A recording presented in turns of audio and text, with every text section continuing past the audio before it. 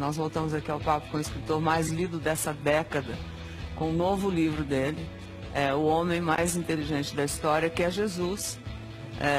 E aí eu soube que você não acreditava em Deus. Eu fui um dos maiores ateus que pisou nessa terra. Talvez fui mais ateu do que Nietzsche, que escreveu sobre a morte de Deus, do que Jean-Paul Sartre, do que Diderot, do que Marx, que considerava Deus o ópio que entorpece a humanidade. Como a minha teoria estuda a construção de pensamentos e a formação de pensadores, eu estudei como é que Einstein libertou seu imaginário, como Freud, e fui até Jesus Cristo. Esperava encontrar alguém de seu menor valor. O senhor estudou a vida de Jesus. Exatamente, a história, as reações subliminares. Faz 15 anos que você está... Na verdade, 15 anos escrevendo esse livro, mas faz 20 anos que eu tenho estudado como pesquisador da psicologia, sociologia e psicopedagogia. Eu fiquei perplexo, porque percebi que ele não cabe no imaginário humano. Eu me curvei humildemente à inteligência dele. Agora, veja bem, Ana, Pedro, como eu digo nesse livro, Pedro era imperativo, tenso e ansioso.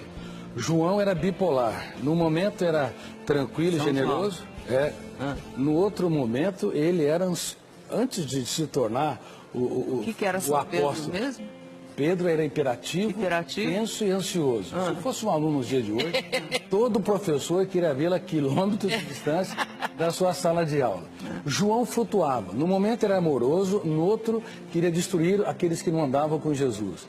Tomé era paranoico e inseguro. Mateus era corrupto. Talvez, se tivesse nos dias de hoje, quem sabe estaria até na Lava Jato. E Judas, o que era? E Judas Iscariotes era dissimulador.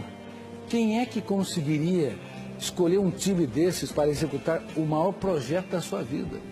Mas por incrível que pareça, para espanto das ciências, ele transformava pedras brutas em obras-primas.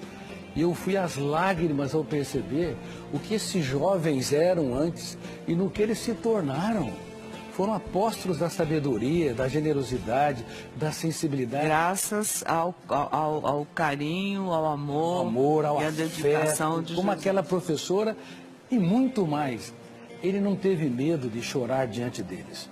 Um grande mestre é capaz de falar dos dias mais tristes da sua vida, para os seus alunos aprender a escrever os capítulos mais importantes de sua história, dos momentos mais dramáticos. Ora, quem era o homem, Jesus, que você descobriu através de longos anos de estudos? Bom, ele foi de fato, como eu estou dizendo, um homem mais inteligente da história. Ele geria sua emoção com maestria. Ele conseguia fazer poesia no caos. Ele transformava prostitutas em rainhas. Nós vimos aquele exemplo daquele jovem machucando a sua namorada. Ele era tão generoso que era capaz de transformar quem estava à margem da sociedade num príncipe ou numa princesa. E eu me perguntava, que homem era este? Inclusive, quando Judas o beija, ele fala, amigo, para que vieste? Que homem era esse que dava tudo que tinha para aqueles que pouco tinham? Ele não tinha medo de ser traído, ele tinha medo de perder um amigo. Portanto, quando eu estudei a mente dele, eu me curvei, como eu disse, humildemente a sua inteligência e percebi que ele não cabe no imaginário humano. Ele tem de ter sido real.